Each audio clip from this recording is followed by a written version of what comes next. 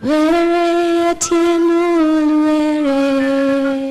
story of freedom and redemption opened the launch of Professor Micere Githae Mugo's book, entitled From the Heart of My Mind, The Story of Our Journey, at the University of Nairobi this afternoon. Hers is a story of resilience, struggle and eventual success, dating back from 1982 when she was sent into exile following the attempted coup. She never stopped preaching her signature message, one of self-respect. And don't you ever forget, especially if you come from a home where anybody is trying to look down upon you by virtue of a class position, by virtue of elitism, by virtue of money ownership, this or the other, don't you ever allow anybody to violate that space. Professor Mugo is on a tour to promote her book, one that outlines all the phases of her struggles. She speaks of them proudly now, as a lesson to those who yearn to see reform embraced in the country. Her own identity, she says, was often something to be proud of even back then, although her concerns now are that the ethnic card is being used all the more to divide the country. Today, in 2012, we have people viewing themselves as Kikuyu, as Kamba, as Meru, as from wherever. If we are treating those spaces as places where we are being chauvinistic and feeling we are better than others and so on, we will never create a nation.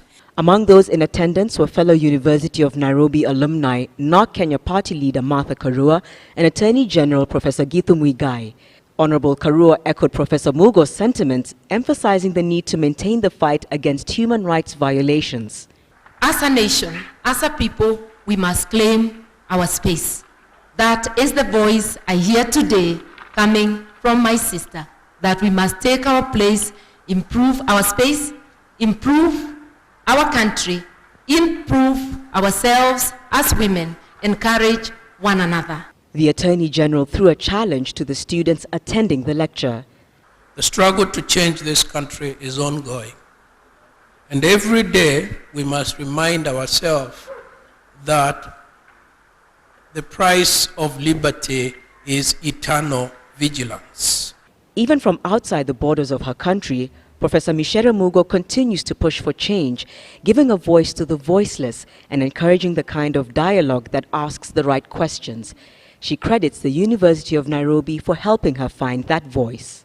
This university taught me to continue my rebellion. This university taught me to continue questioning. This university taught me to be fearless, irrespective of what is happening around me.